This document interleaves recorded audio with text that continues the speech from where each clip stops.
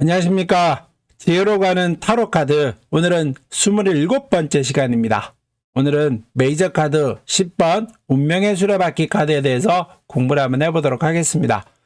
메이저 카드에는 원래 메이저라고 하는 것 자체가 주요하다 이런 말을 나타내는데, 이 메이저 카드 운명의 10번의 운명의 수레바퀴 카드에는 참 많은 내용들이 들어 있습니다. 많은 상징물들도 있고 설명할 내용들이 엄청 많지요. 그래서 여러 가지 상황들의 설명들과 여러 가지 상징들과 여러 가지 그림들이 있음으로 인해서 많은 해석을 낳게 하고 있습니다.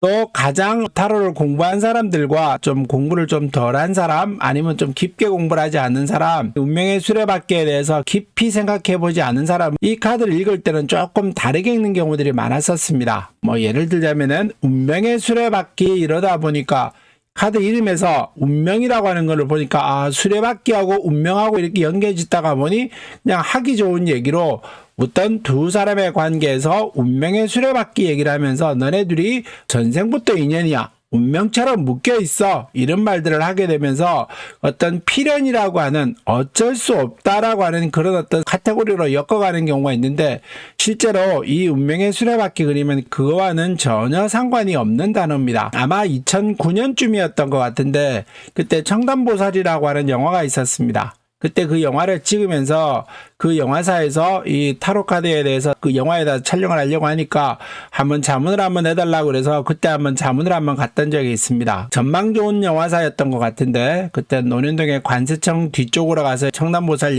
얘기를 나누면서 이렇게 제작진들하고 얘기를 막 나눴던 그런 기억이 있는데, 거기에서도 이 카드의 의미를 막 설명을 해줬었던 기억이 나는 카드입니다. 근데 이 카드를 읽을 때는 가장 근원적으로 잘못 읽으시면 안 됩니다.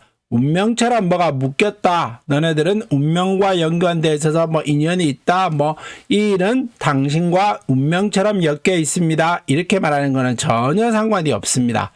나중에 상세하게 설명하겠습니다만은, 이 운명의 수레바퀴 그림에서는 그림이 운명이라고 하는 것은 우리가 변화하는 것을 말을 합니다. 태어났으니까 죽을 것이고, 썩었으니까 씨앗이 땅에 떨어져 썩어야 싹이 돋아나는 것들처럼 어떠한 변화를 말을 하고요. 좋았었으면은 다음에 나빴던 어떤 상황을 예견해야 되고, 나빴었으면은 다음에 좋아질 것이라고 하는 상황을 예견해야 되는 겁니다. 쉽게 말하자면은 우리가 동양에서 세옹지마라고 하는 단어가 있죠. 또 좋거나 나쁘거나 이런 어떤 변화 무쌍함을 말하는 겁니다. 이 운명의 수레바퀴를 운명처럼 엮였다 이렇게 생각하시지 마시기 바라겠습니다. 근원적으로는 세옹지마라고 하는 단어와 가장 연관성이 깊다 이렇게 얘기해 볼 수 있겠죠. 그림을 보면서 하나하나 얘기를 나누도록 하겠습니다. 먼저 카드 운명의 수레바퀴 그림에서 있는 세 장의 다른 타로 카드를 한번 보겠습니다. 제일 먼저 있는 그림의 카드는, 이 그림은 락슈미라고 하는 그림이죠. 여신타로군요. 여신타로에서 10번의 운명의 수레바퀴는 10번이라고 하는 이름 옆에 제일 왼쪽에 있는 그림의 카드입니다. 포춘이라고 돼 있고 락슈미라고 돼 있죠. 그래서 이 포춘이라는 단어는 보통 서양에서 가면 영어로 포춘 텔러 이렇게 얘기하면서 어떤 점술가 이런 형태로 얘기를 하는데, 운명의 수레바퀴 그림에서 포춘이라고 하는 단어와 여신이 락슈미라고 하는 단어가 있는데, 우리 이 포춘이라고 하는 락슈미라고 하는 이 10번의 운명의 수레바퀴 그림과 우리가 전통적으로 배우고 있는 유니버셜 웨이트 카드의 어떤 운명의 수레바퀴 그림과는 조금 많은 것이 다릅니다. 우리가 운명의 수레바퀴에서는 수레바퀴라든가 이런 것들이 있거나 어떤 사이클들이 보여야 되는데, 여기에는 그렇지는 않고요. 아마 여신타로다 보니까 여신에 대한 설명들이 있는 것 같습니다. 아마 이 락슈미 여신은 인도의 여신이고요. 부와 아름다움을 나타내는 그런 여신입니다. 그래서 모든 아름다운 여성을 대표하는 락슈미 여신이고요. 그녀의 남편은 비슈누라고 표현을 하는데, 어둠의 정복자라고 이렇게 말을 한다고 합니다. 보통 이제 이 그림에 보면은 락슈미 여신과 비슈누라고 하는 남편이 새를 타고 날아가지요. 그래서 이 새는 새들의 왕인 가루다라고 표현을 합니다. 아름다운 하늘로 이렇게 훨훨 날아간다 이렇게 보이고요. 그래서 이 운명의 수레바퀴 락슈미 여신에는 행운과 번영이 깃든 여신이고, 보석을 좋아하고 그녀는 그녀의 부를 사랑하는 사람들은 그녀를 추종합니다 라고 얘기합니다. 그래서 뭐 긍정적인 기대, 미와 사랑에 대한 자각, 이런 의미들이 이 카드에 녹아있다, 이렇게 얘기하겠습니다. 그 다음에 두 번째 그림 한번 보겠습니다. 두 번째 그림은 여기 이제 골든 타로죠. 여기에는 이제 많은 내용들이 또 여기에도 들어 있습니다. 여기 10번 그림에 보다시피 여기는 어떤 그림에 단순하게 보면은 가운데 여자가 아이를 안고 있고요. 어떤 수염이 긴 할아버지, 아버지 이런 분이 막 불을 막 피우고 있습니다. 이 모습은 아마 전통적으로 어떤 우리가 출산의 장면을 말을 하는 것 같습니다. 그래서 여자가 아이를 낳고 있는데 아이를 목욕시키기 위해서 불을 막 피우고요. 그 다음에 아이가 엄마 품에 꼭 안겨 있는데 또 저 뒤에는 당나귀하고 아마 말 같죠? 말과 소가 이렇게 보이기도 하고, 그 다음에 왼쪽 위에는 역시 수레바퀴가 있습니다. 한쪽 벽나무에는 수레바퀴가 있는데 그 수레바퀴 내 귀등에는 천사, 독수리, 황소, 사자 이렇게 4개 있습니다. 이것들은 뭐 어떤 천사, 독수리, 황소, 사자는 우리가 이제 4대 복음서를 말을 하기도 하고요. 우리가 깨쳐가야 되는 하나의 과정, 신성함 이런 것을 나타내기도 합니다. 그래서 이 골든 타로에도 우리가 유니버셜 웨이트에 나와 있는 그런 수레바퀴 그림의 의미가 뚜렷하게 있습니다. 나쁜 일은 분명히 좋은 일이 있어야 있을 것이고, 좋은 일이 있으면은 반드시 다음에는 나쁜 일이 올 겁니다 라고 하는 것을 예견하라, 이렇게 얘기하는 듯한 그림이지요. 이것도 어떤 상황의 변화가 올 것이니까, 아이가 태어났다는 것도 어떤 과정이 있었고 고통이 있은 다음에 아이가 태어나기도 하고, 이런 어떤 상징들이 이 골든 타로에서 운명의 수레바퀴 그림에서도 이렇게 보인다, 이렇게 얘기해 볼 수 있습니다. 마지막 그림은 이제 가디스 여신이죠. 이거는 이제 유니버셜 가디스라고 표현을 합니다. 여기 10번의 그림에도 보다시피 이 여신은 아리아노드라고 합니다. 이제 웨일즈의 여신이라고 말을 하고요. 아리아노드인데 이 여신 뒤에 보면은 운명의 수레바퀴 그림처럼 수레바퀴가 확 펼쳐져 있죠. 그래서 이 운명은 한순간은 좋아지고 한순간은 나빠집니다, 이런 것을 말하는 것이 이 아리아노드 여신이 등 뒤에 있는 이렇게 수레바퀴 그림이 당신한테는 계속 변화를 줄 것이니까, 좋았다 나빴다 좋았다 나빴다 하는 것이니까 그 어떤 상황의 변화가 오더라도 그걸 순응하고 받아들여라, 이런 말들이 이 상징으로 얘기해 볼 수가 있겠습니다. 그래서 운명의 수레바퀴 그림의 세 상징들은 이 정도만 보고요. 우리가 배우고 있는 유니버셜 카드를 한번 보도록 하겠습니다. 제일 먼저 수레바퀴 그림에 제일 먼저 보면은 가운데 이렇게 동그란 문양이 있죠. 여기 보면은 8개의 바퀴살이 있습니다. 아침에 이제 제가 이 카드를 아침에 일어나자마자 이 카드를 하나씩 뽑을 때마다 한창 이제 타로를 배울 때, 10수년 전에 타로를 배울 때 이 카드를 아침에 데일리 카드로 한 장씩 뽑았었는데, 이 카드를 뽑으면은 이게 모양이 어떻게 생겼습니까? 동그랗고 이렇게 막 8조각으로 나눠져 있지요. 그래서 이걸 아침에 데일리 카드 뽑을 때마다 집에서 피자를 한 판씩 시켜 먹었던 기억이 납니다. 그래서 이거는 치즈 크러스터 피자 같이 이렇게 도우가 중간에 말려 있기도 하고, 그러다 보니까 이 수레바퀴 그림에서 나와 있는 이 8개 살들을 조금 어떻게 말을 해야 될까요? 전에 이제 별들에 대한 얘기를 한번 했었죠. 오각형의 별, 육각형의 별, 팔각형의 별, 이런 얘기를 한번 했었습니다. 근데 여기는 팔각형이라고 표현을 합니다. 수레바퀴라고 하는 그림의 카드 자체가, 운명의 수레바퀴가 바보가 길을 떠나면서 10번의 상황까지 오게 되면은 외부에서 자신의 어떤 영향력 받을 만한 것들을 본인이 다 배웠습니다. 익히고 배운 다음에 수레바퀴의 상황이 오면서부터 그 상황이 반대로 뒤집어지는 거지요. 그러다 보니까 이제는 외부의 영향이 아닌 내부의 영향들로 인해서 자신이 자라나는 겁니다. 성장을 해가는 거죠. 그러다 보니 이 수레바퀴 그림은 대단한 힘이 있는 겁니다. 이런 상황을 저런 상황으로 완전히 바꾸어 버리니까요. 그래서 이 8개 바퀴살은 우주의 에너지, 이렇게 표현을 합니다. 이것이 그래서 어떤 완벽한 상황, 이쪽 상황을 저쪽 상황으로 완벽히 바꾸어 버리다 보니 그것은 어떤 개인의 힘이라든가 어떤 사소한 힘으로는 할 수 없는 일이고, 아주 크고 강하고 파워풀한 힘을 말을 하는데, 그래서 운명의 수레바퀴 그림에 여기 8개 바퀴살들이 우주의 에너지입니다. 이런 것들을 얘기하고 있는 것입니다. 그래서 이 8개 바퀴살이 있다는 의미의 뜻은 아주 강력하게 당신이 변화할 것이다. 어떤 다음 상황을 대비하라. 이렇게 얘기하는 것이기도 합니다. 다음 거 한번 보도록 하겠습니다. 그 다음에 이 수레바퀴 그림에서 위에 보면은 스핑크스가 있고요. 밑에는 아누비스라고 하는 악마가 있습니다. 이 스핑크스와 아누비스는, 스핑크스는 흔히 말하는 천사를 말을 하고요. 다음에 아누비스는 악마를 말을 합니다. 천사는 말 그대로 천사지만은 이제 서양에서도 아누비스라고 하는 악마는 사람이, 우리 동양에서는 뭐 검은 갑옷을, 검은 도포를 두르고 검은 갓을 쓴 저승사자가 와서 사람을 이제 저승으로 인도했다 이렇게 말을 하는데, 서양에서는 아누비스가 이 사람을 저승으로 인도하는 저승사자 느낌이었다라고 합니다. 그래서 이 스핑크스와 아누비스가 그림으로 그려져 있는 것은, 한 번은 천사의 상황은 우리가 어떤 뭐라 그래야 될까요? 어떤 상황이 왔었을 때 기쁜 상황, 아누비스는 지옥으로 가는 나쁜 상황을 말을 합니다. 그러니까 한 번은 좋았고 한 번은 나빴고 이런 말들을 하는 거지요.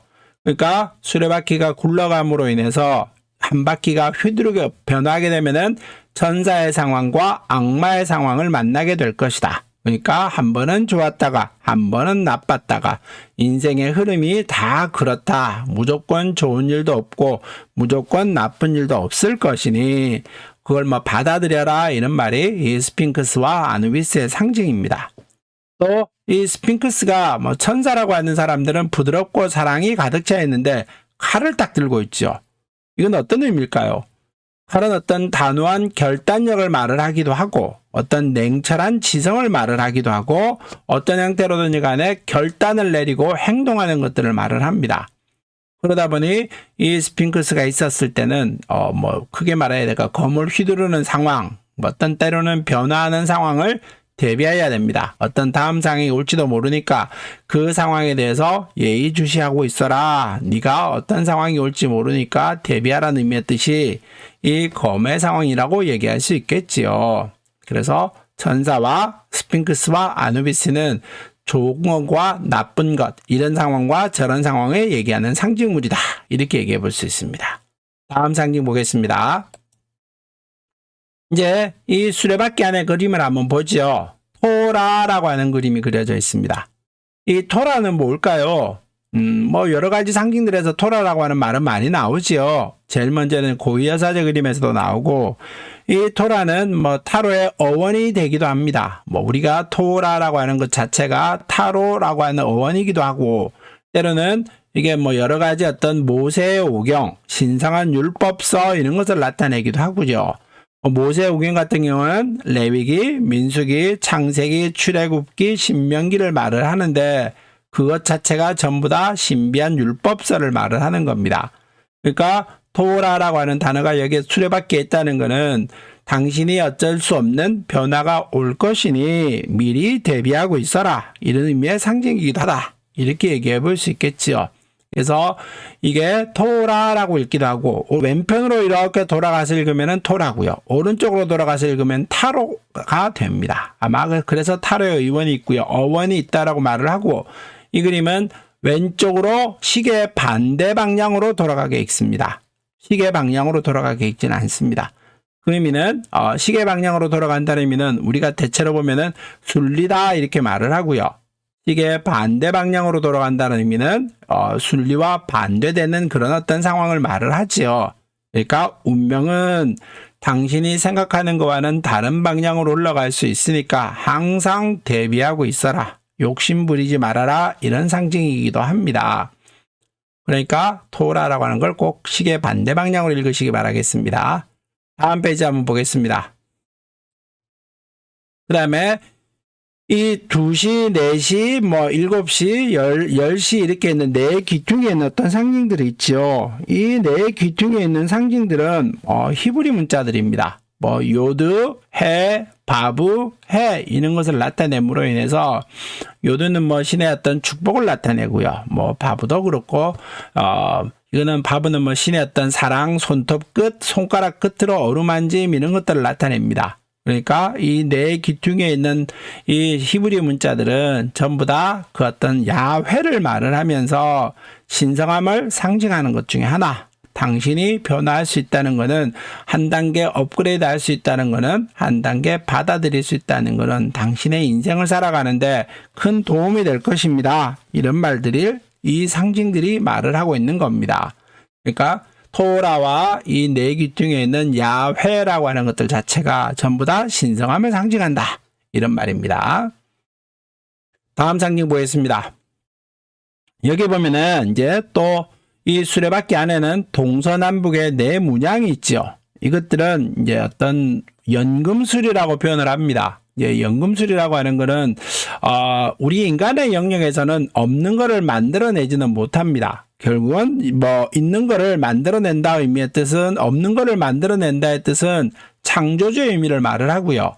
그래서 우리 연금술이라고 하는 것은 뭐 어떻게 말하면 납을 가지고 금을 만들거나, 때로는 뭐 동을 구리를 가지고 금을 만들어내거나 이런 것들을 말을 하는데, 이 연금술의 상징은 우리가 어떤 지금 상황에서는 변화를 거치면은 다음 단계로 올라갈 것이다. 뭐 지금이 내가 납의 단계였었으면은 연금술의 과정을 거치면은 금의 단계로 간다. 금은 결국은 지배자의 상징이고 신성함의 상징이죠. 그러다 보니까 이 연금술이라고 하는 것은 내가 지금 단계보다 한 단계 더 업그레이드함을 나타냅니다. 지금보다는 더 윗단계로 올라갈 것을 말을 하고, 발전하는 단계고 좀 더 업그레이드됨을 말을 합니다. 그래서 네 기둥에 있는 문양들은 뭐 순, 유황, 물, 소금을 말을 하지요. 그래서 이 네 기둥에 있는 문양들이 내가 어떤 인생의 수레바퀴로 돌아감으로 인해서, 연금을 함으로 인해서, 수련을 함으로 인해서 동의 단계, 때로는 납의 단계에서 금의 단계로 올라가는 그런 어떤 상징물이다. 이렇게 얘기하기도 하는 겁니다. 그 다음에 보겠습니다. 여기 이제 또 뱀이 한 마리 나오죠. 수레바퀴 그림에서 보면은 이 뱀은 세트라고 하는 뱀입니다. 아마 이집트 신화 같은 거 보면은 그런 얘기 나옵니다. 뭐 태양신 라가 나오고, 뭐 오시리스, 뭐 이런 이시스, 오시리스 이런 거 나오고, 세트 이런 말들이 나오는데, 이 세트라고 하는 거는 뱀은 이제 특히 6번의 러브카드 그림에서 그런 말을 하지요. 지혜와 욕망을 나타내는데, 여기에 운명의 수레바퀴에 있는 뱀은 세트를 말을 하고, 이 뱀은 파괴를 말을 합니다. 쉽게 말하면은 천사의 단계는 가장 행복한 단계죠. 그 행복한 단계가 한번 부서지면은 악마의 단계로 바닥으로 떨어질 것이고, 그래서 그 악마 단계가 또 수레바퀴를 돌고 나면 다시 천사가 올라가고, 천사의 단계에서 다시 한번 파괴가 일어나면은 바닥으로 떨어질 것이고, 그래서 이 뱀이라고 하는 단계의 상징은 파괴를 말을 하고 한 번에 큰 변화가 올 것이다. 이런 말들을 하는 것이 이 뱀의 상징입니다. 그 다음 상징 보겠습니다. 이 천사 운명의 수레바퀴 그림의 가장 네 기둥에 있는 거죠. 사자, 송아지, 사람, 독수리 이런 것들이 있습니다. 이 특이하게 운명의 수레바퀴 그림인데 4대 복음서를 말을 하는 것들은, 이 복음서들은 전부 다 우리가 이제 뭐 누가복음, 마가복음, 마태복음 이런 어떤 복음서들을 말을 하는데 전부 신성함의 상징입니다. 거기다 조금 더 덧붙이면은 사자는 우리가 태양을 상징하죠. 그러면은 송아지는 흙을 상징합니다. 그 다음에 사람, 공기, 물 이런 것들도 다 어떤 상징들입니다. 그래서 이 네 가지 상징들 자체가 신성함을 말을 하고, 이 신성함의 상징들이 전부 다 열심히 공부를 하고 있죠. 의미의 뜻은 내가 변화하는 상황이 온다. 지금과는 다른 상황이 오니 그 상황을 대비해야 된다. 그래서 뭐 어떤 대비하는 상황에서 수련하고 공부하고 다음에 올 것을 대비한다는 뜻에서 어떤 내가 준비하고 이런 말들이 이 독수리, 사자, 송아지, 사람 이런 걸로 나와 있다. 이렇게 얘기하는 겁니다. 좀 더 설명이 많이 있기는 하지만은 시간 관계상 너무나 녹화가 길어질 수는 없으니까 이런 정도로 마무리하겠습니다. 다음에 한번 보겠습니다. 그래서 이제 운명의 수레바퀴 카드를 읽었었을 때 어떻게 읽어야 될까? 읽기, 직업, 연애, 금전, 건강, 거꾸로 나오면 어떻게 읽어야 될까? 이런 것들을 한번 살펴보도록 하지요. 운명의 수레바퀴 그림에서 제일 먼저 가장 노멀하게 읽기는 여러 상황이 오겠지만은 변화입니다. 변화라고 하는 것은 내가 거부한다고 해서 거부가 되지도 않을 것이고 변화하는 상황이 올 것이니까 거기에 대해서 대비하는 정도. 그래서 지금과 나쁨, 조금과 나쁨이 예견할 수 없다. 그래서 뭐 단순하게 카드를 읽자면은 지금이 좋은 상황이면은 다음은 나쁜 상황이 올 것이고 지금이 나쁜 상황일 때는 다음은 좋은 상황이 올 것이니까 그거를 예견하고 대비하십시오. 이렇게 읽어주시면 좋습니다. 그 다음에 직업 같은 경우도 이제 변화가 가장 기본이죠. 그러다 보니 승진할까요? 글쎄요. 변화무쌍합니다. 어떤 일이 일어날지 예견하기 힘듭니다. 좋고 나쁨에 대한 얘기를 말하기 어렵다. 이런 말이고요. 연애 같은 경우도 마찬가지입니다. 두 사람의 관계가 변화무쌍합니다. 때로는 두 사람 자체의 문제일 수도 있겠고 두 사람 문제가 아니면은 다른 사람에 있는 문제일 수도 있으니까 주변의 문제로 인해서 변화하는 일이 두 사람이 의외의 변화들이 생길 수 있으니까 거기에 대해서 항상 조심하고 대비하십시오. 너무 나쁘게만 생각하지 말라는 의미의 뜻이고요. 금전도 마찬가지고 건강도 마찬가지겠죠. 어떤 상황이 오든지 간에 변화할 수 있으니까 좋은 일이 생각했었으면은 나쁜 일을 생각했었으면은 좋은 일이 변화할 것입니다. 세옹지마입니다. 변화무쌍합니다. 이렇게 말을 하는 겁니다. 그래서 카드를 가장 노멀하게 읽는 방법들은 좋다, 나쁘다, 예스다, 노다라고 읽지는 않고요. 지금보다는 다른 상황이 올 것이니까 지금이 바닥일 때는 더 올라갈 것이고 지금이 최상승기일 때는 바닥으로 갈 수 있다는 걸 말을 하는 거니까 그 상황을 대비하십시오.